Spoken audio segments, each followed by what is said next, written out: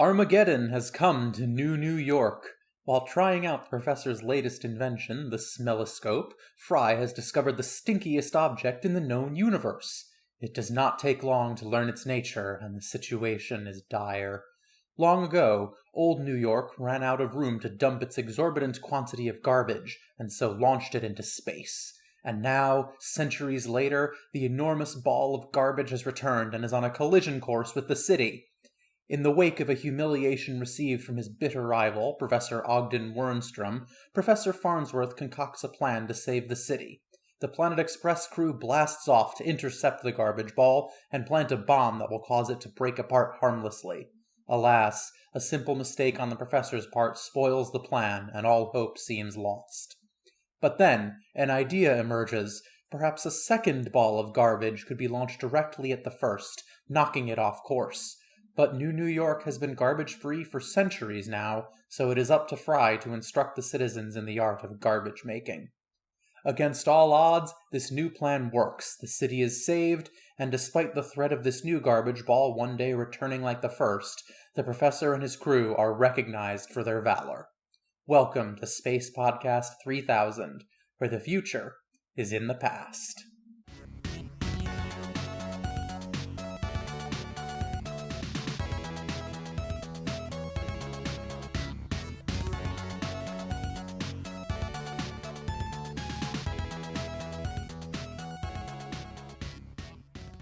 Well, this episode stunk.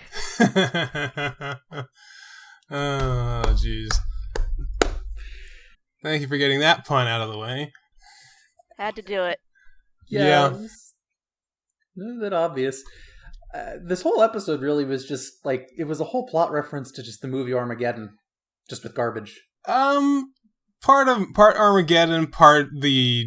that actually did happen, the thing with the garbage bars. It happened in 1987. And it was...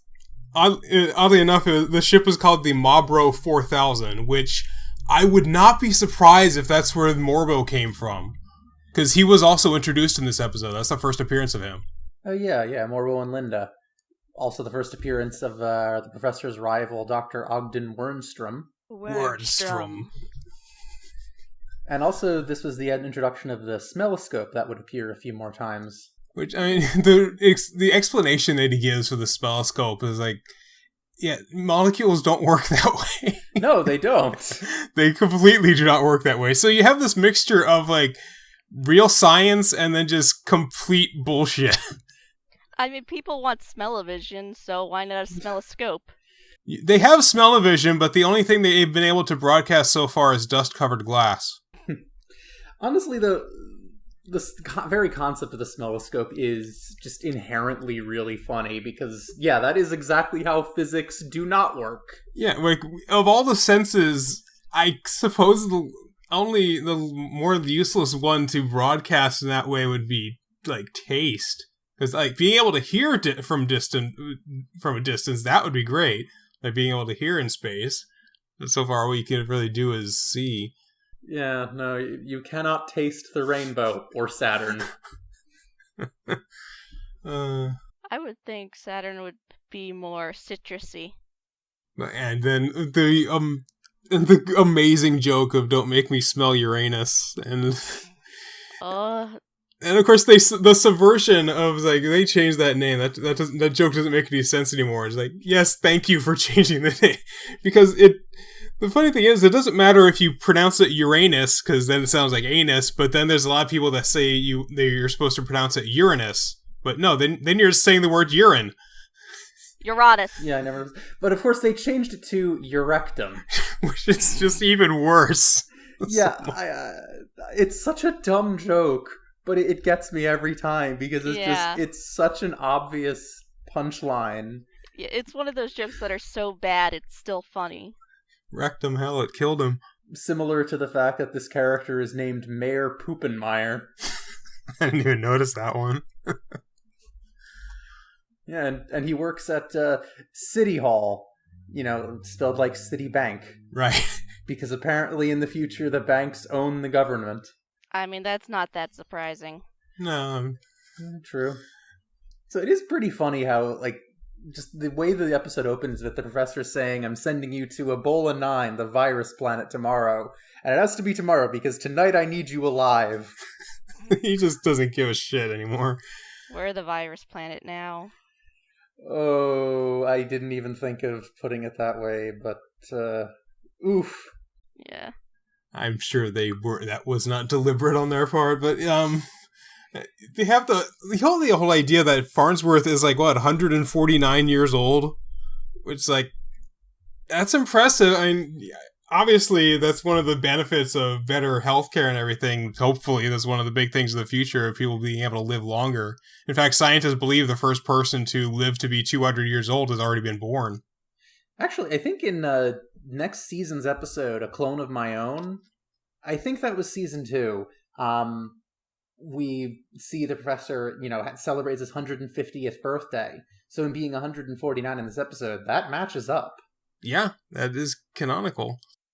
I love the death clock, and even just the name of that is even funnier now, just because we are now living in a post-Metalocalypse world. Right. Were they named after... I don't think they were named after the device. I don't think they were named after the device, but the name of the band was Death Clock. So every time they say Death Clock in this episode, now I'm just thinking of Nathan Explosion and his bandmates. I'm just thinking of the, online death calculator. Yeah, which is basically what it was. How long will you live? Which I always find those really depressing, though. Mm. And then, of course, Bender's saying dibs on his CD player. They have CDs in the future? Yeah. Or, even VHS tapes, as we see a few times? He could have just said dibs on his stereo, but... Just what is with this anachronistic technology? I think I read at one point that, one of the writers just tried to wave it off by saying, "Oh, when society was destroyed twice, things will come back in weird orders." Probably referencing that, montage in the first episode. Which they do keep consistent. Any other time they have to fast forwarding through rebuilding the world, they always show the two destructions.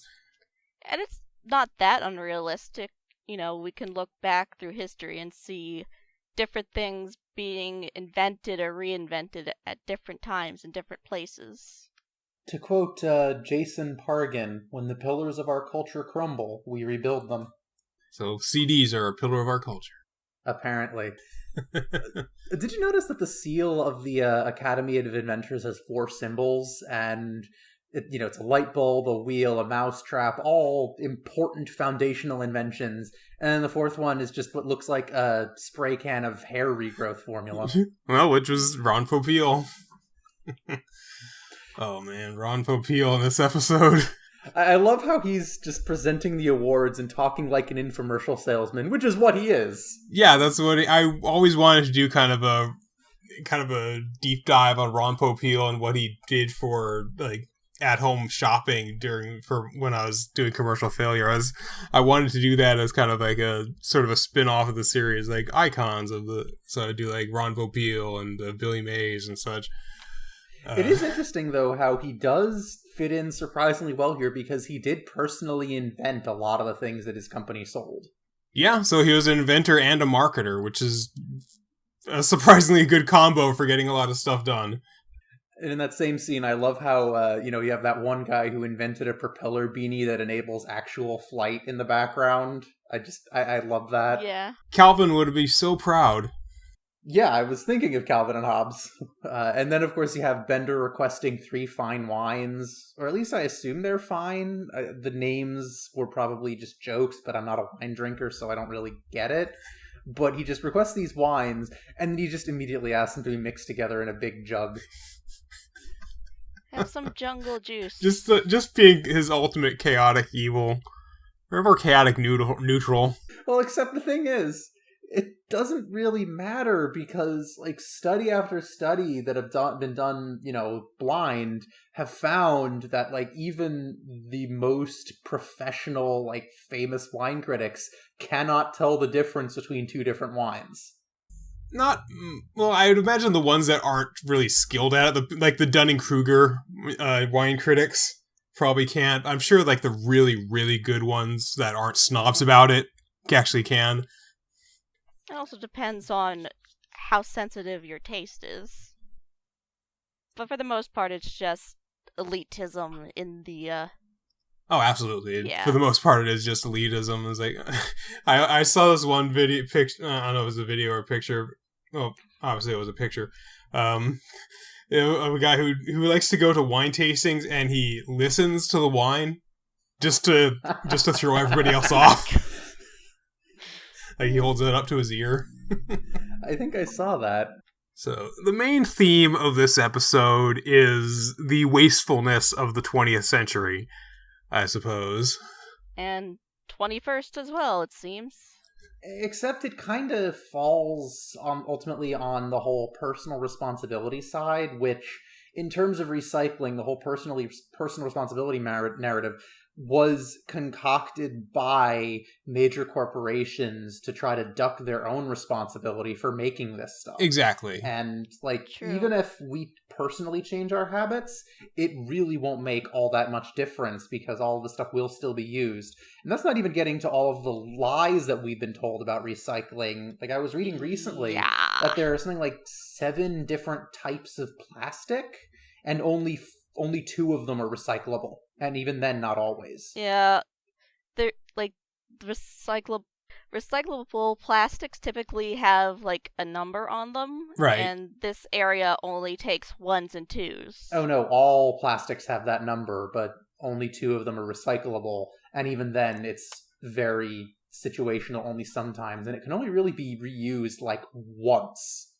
So yeah, once you recycle the plastic once, it's kind of you can't really do much else with it except maybe like make pellets that doesn't actually matter what type of plastic they are. But yeah, the whole thing with the Marlboro 4000, which is majorly what this episode is based on. It's based on this giant barge. It was this garbage barge that is made famous in 1987 because it couldn't find anywhere to dump this trash. It famously had to go from New York all the way to Belize and then back until somebody would take it in and let them dump the garbage. And a lot of people saw this as, are we running out of places to put garbage? Like, no, this was a guy that he didn't want to pay his fees. Because there's plenty of places to still put the garbage, and we're being smart about it. We're not just putting it there and forgetting about it. We're, in many cases, it's being turned into like methane power plants. Or it's being repurposed and made into like parks and things where the things will eventually biodegrade and return back to the soil. Yeah, the problem, unfortunately, is recycling isn't economically viable under capitalism. We're going back to capitalism again because it is kind of unavoidable. But under capitalism, recycling stuff is actually more expensive than just making new ones. And, like, there have been so many writings that have found that there is basically no way to make recycling economically viable. Like, the only thing that I hear is actually economically viable is aluminum, because it is easier and cheaper to recycle it from existing aluminum than smelt it out of existing bauxite. Yeah. But beyond that, yeah, pretty much like paper, plastic, glass, any of these things are just way too prohibitively expensive for it to be worth it. And what a lot of people are worried about is like, it's not so much that it's too expensive, it's that it's getting rid of natural resources that need to be conserved. Yeah, it comes back to what Naomi Klein was talking about, where capitalism ultimately cannot save the environment. They are just fundamentally hostile to one another. And with the whole sending garbage into space thing, we have actually a lot of garbage orbiting the Earth already, from satellites and whatnot. Rockets. Oh, yeah. Right, yeah. Oftentimes, because it's usually considered too dangerous to let the satellite fall out of orbit and burn up in the atmosphere, so it's just pushed into what's called a graveyard orbit. So it just orbits there forever. And they track pretty much all these pieces of trash. Unfortunately, Starlink is poised to make this significantly worse. Lovely. Yeah, well, it's already interfering with, astronomy and whatnot. And there's I can't remember the term for it right now off the top of my head, but it's sort of a cascading thing where if objects end up colliding in orbit, then it creates a lot more debris that can collide with more things, and it basically destroys everything. and makes it basically impossible to orbit anything around the planet for centuries. So basically that scene from Gravity. Yeah, Yeah. I read about that as well somewhere. So yeah, and really the issue here is they're oversimplifying both sides of the argument. Honestly, they're oversimplifying that like recycling is not the solution, and they're oversimplifying that recycling is the only solution. And it's like there's way more to this than we really should. Than I think any of us are qualified to exactly talk about. And it's really kind of outside the scope of this podcast as well. But I feel like the episode really does kind of... It only touches on these things without trying to make a big deal about it, because in the end, garbage is what saves the day as well. So they really... It kind of feels like they're not trying to have a political message to it. It's just, this is a funny story. It is, and really there's only so much you can say in 20 minutes. Right. Exactly. So let's just move on to the next part of the episode. I love Fry just giving this inspiring speech about not giving up, and then he just interrupts himself and is like, "Are you even listening? I give up." And there's the old video about the 20th century garbage, and it just offhandedly says, "The landfills were full. New Jersey was full because we're making fun of New Jersey again." Oh, who's going to complain? Fair. Oh yeah, remember now. Staten Island was like this huge garbage dump that eventually was made into a landfill, and now it's like a park, I think. But for the longest time, it would be awful to drive past it because it would just smell so bad. I'm not surprised. I did really like the kind of the plot twist with the fact that he set the bomb to 52 seconds instead of 25 minutes. Because I just love jokes or just concepts like that deal with language or spelling or just like turning things upside down. I just always love when they are able to integrate that sort of thing, because it is so tightly integrated into just language or just the way we present language, because it wouldn't be able to work on anything other than a 7-segment display. That's the only way that concept works, is if they uses the 7-segment display, which you would expect to see on a bomb like that. So I just thought that was a really clever idea. It really is. I love how the video just also says, like, the city used its mob connections to obtain a rocket. You'd think all the mob connections would be in Jersey. Or maybe Chicago. And then, of course, you have Fry listing off, quote-unquote, 20th century inventions, and Leela points out that they're all from the 19th century. And, of course, Fry, the moron, just says, well, they probably just copied us. I didn't realize Futurama ignored the concept of linear time. Yeah, linear time doesn't work that way, but... Which, I mean, we're seeing a lot of arguments online, like, they just stole it from us. It's like, you're obviously making this joke about that. The Greeks stole American wrestling from us. I'm pretty sure wrestling just popped up at different places because, you're just tussling with another person. I mean, there's sumo in Japan. Right. Yeah, what culture isn't going to invent some form of grappling? I just love when Fry's just running around on the top of the garbage asteroid, looting stuff, or not just looting, but just rooting through all the old garbage. It's like, I could look into any one of these piles and find pure gold. And it's like, that is totally me when I'm cleaning my room. Like, look, an old Beanie Baby. I love how there's a whole area just made of AOL free trial discs. Because of course there would be. Which, at one point, AOL was producing more CDs than, like, music manufacturers. Yep. Which is insane. Well, it's a marketing strategy that clearly worked for them, at least for a while. Yeah, until they stopped doing it. And I was using AOL floppy disk just as a free floppy disk. You format it, and there you go.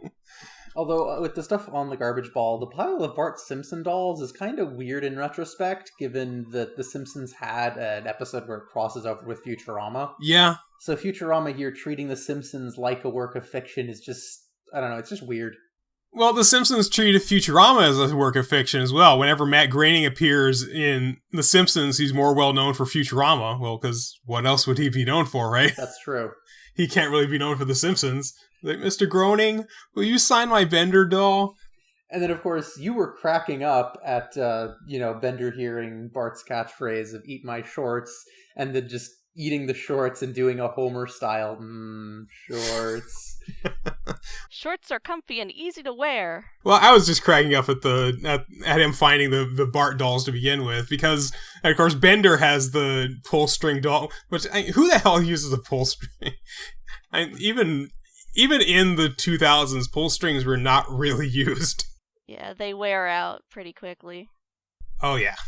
That's true. Did you notice the banner at the TV store? Letting people watch news reports in our windows since 1951. Yeah, I saw that. They've been doing that for 1,000 years, so obviously it works for them. Of course, yeah, the introduction of Morbo and the anchors with Channel Radical 2 News.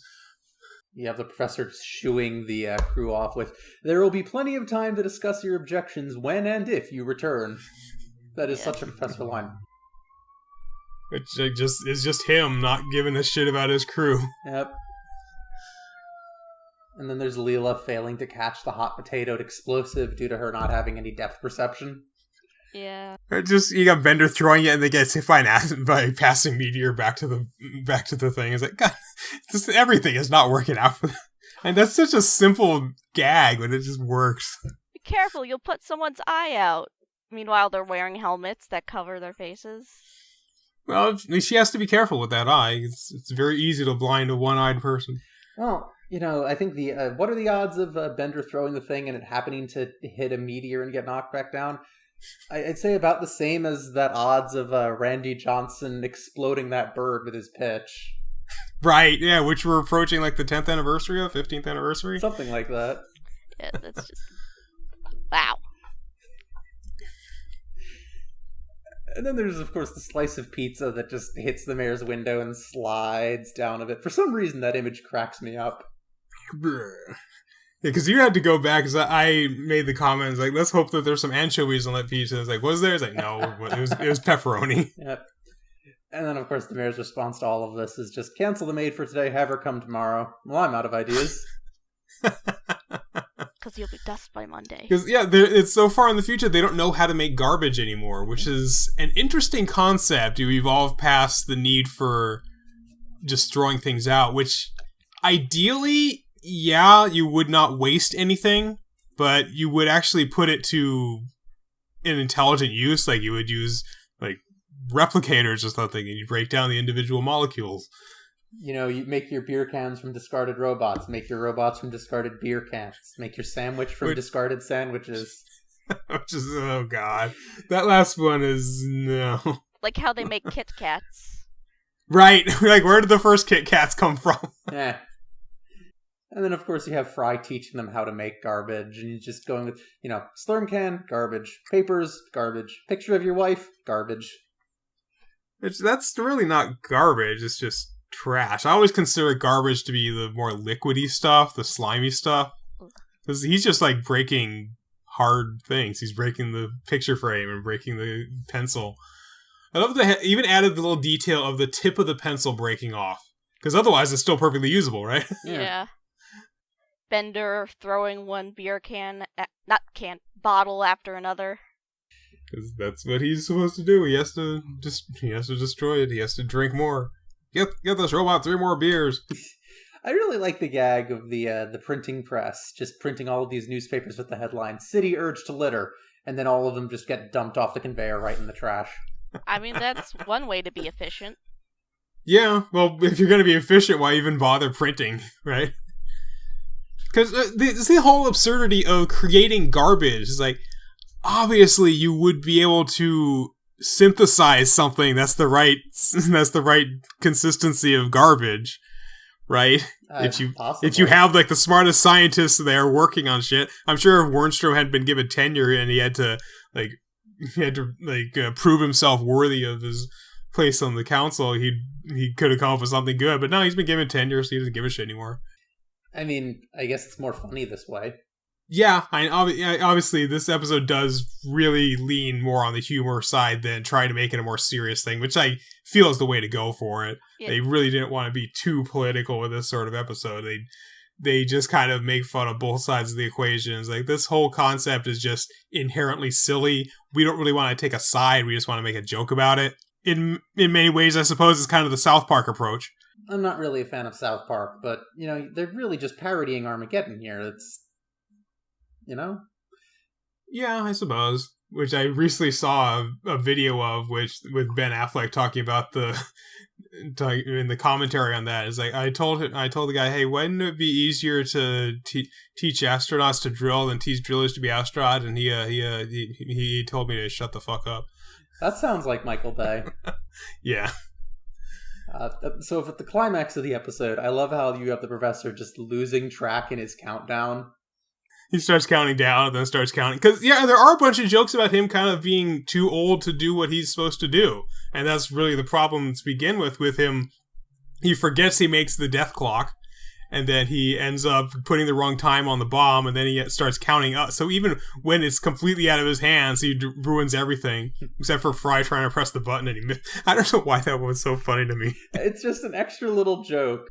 It has a giant target symbol on it. He still misses. It breaks up the tension of that moment. Yeah, and it's just an extra little joke thrown in there for the heck of it.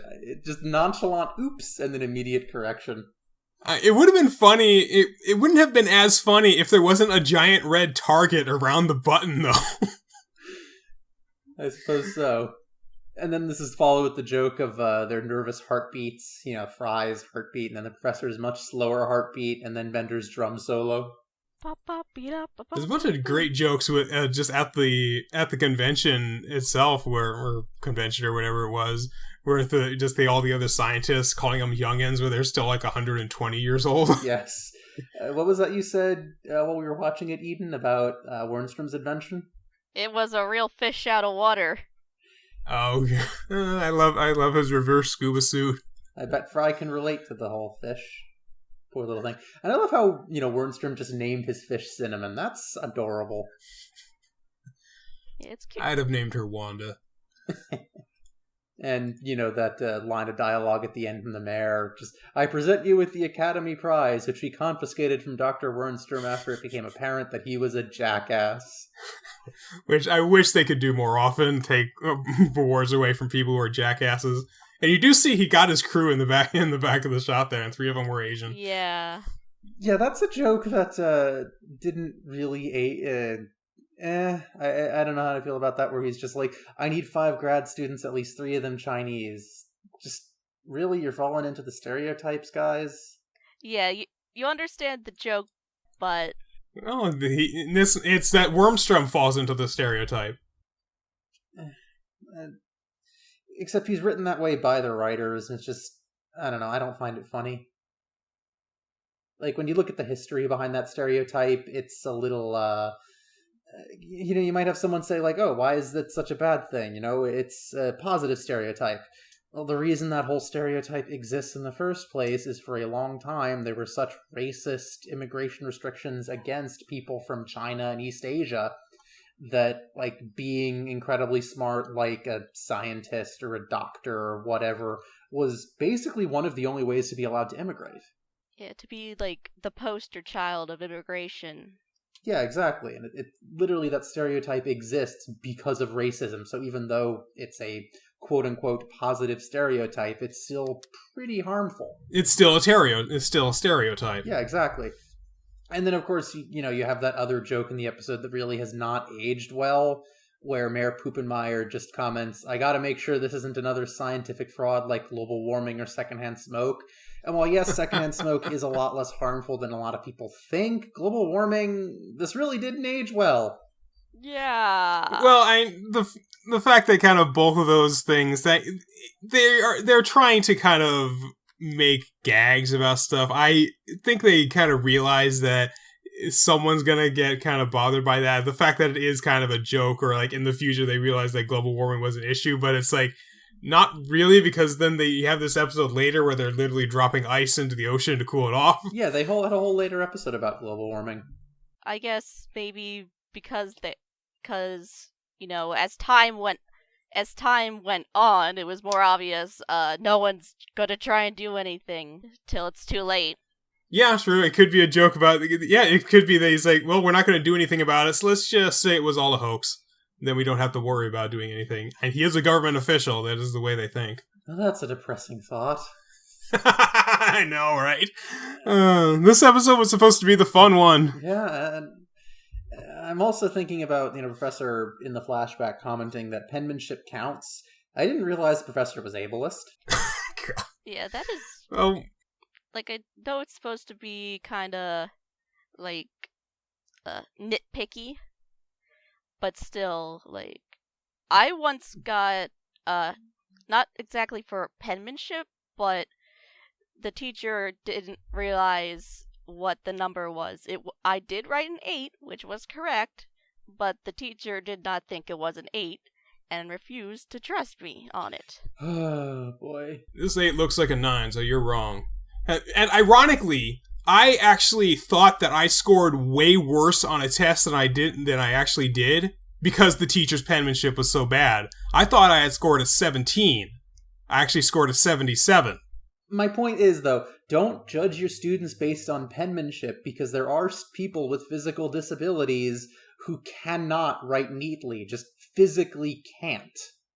And of course, when I was graduating, I just typed everything anyway, so it didn't matter. Yeah, so did I, although for me it was an exception just because the way my mind works, I cannot write anything without constantly revising it. So when I had this one teacher one year who wanted everything handwritten and in pen, no pencils. And no whiteout either, right? Yeah, I tried to explain to her, look, every time I write something, I end up revising and rewording, so I'm going to be constantly crossing stuff out and writing in carets and doing all this stuff. It's going to be illegible. And she refused to listen until it came time for me to hand in that first essay, and she took one look at it and said, fine, take this back, type it up. Thank goodness, because I would imagine if I had that situation, I would make sure I would write it out, or I'd type it up and then make sure everything is fine, and then copy it over, handwrite it. Except the problem is, I end up revising again every single time I read back over it. I am never, ever completely satisfied with anything I write. Yeah, I hate when teachers require you to work in pen. So this turned into just a rant about teachers. A little bit! And of course, even the whole thing about you must type this, that was actually kind of, I wouldn't say ableist, but it's like, okay, what about the people that don't have computers? Yeah, that's more, I guess, classist. Yeah, that's just a classism thing. Yeah, I suppose, which is kind of funny because there was when I was in high school, someone actually, I think there was 2 students who actually used a typewriter to type their thing up. Wow. And it's like the teacher did request that we all turn in a typed version, and it's like, did anybody actually type theirs with a typewriter? And 2 people raise their hands, oh, okay, just curious. I mean, we're seeing this again now with all the remote learning over Zoom because of the pandemic, and there are some kids who don't have consistent internet access at home because of either don't have consistent internet access, or they just can't get into a private room on their own. It's like nobody else is allowed in the room with you. It's like, we live in a studio apartment with 3 other people. What the hell am I supposed to do? And can't focus in the online environment. And that's not even getting into proctoring software. Oh God, yeah, that's not getting that's a whole can of worms that is kind of way past the scope of what this episode is about. Yeah, let's not get into this. Yeah. All in all, I thought this was a funny episode. I think it's better to not really read too much into what the episode is supposed to be commenting on. I don't think they're trying to really say anything. They're just trying to make jokes about something that happened in the 80s. Well, that's kind of called into question a bit, though, when the end credits song is We'll Meet Again by Vera Lynn, which I think might have been a reference to Dr. Strangelove. Yes, that plays over the end of Dr. Strangelove, where the world is blowing up. Mm-hmm. All in all, yeah, definitely a very funny episode, though. I think it was actually nominated for an Emmy. I'll have to look that up, but I think so. Really? Wow. Cultural References Reception. Episode was nominated for an Emmy Award in 1999 for Best Animated Program. There you go. It lost to King of the Hill. Them's the breaks, I guess. King of the Hill is still a good series. Yeah. I haven't seen all that much of it. I've seen a few episodes. It's probably one of the better adult animated series. So I guess that's where we're ending this episode then. This episode was really good. King of the Hill was also good, I suppose. And we'll meet again. Don't know where, don't know when. Probably next week.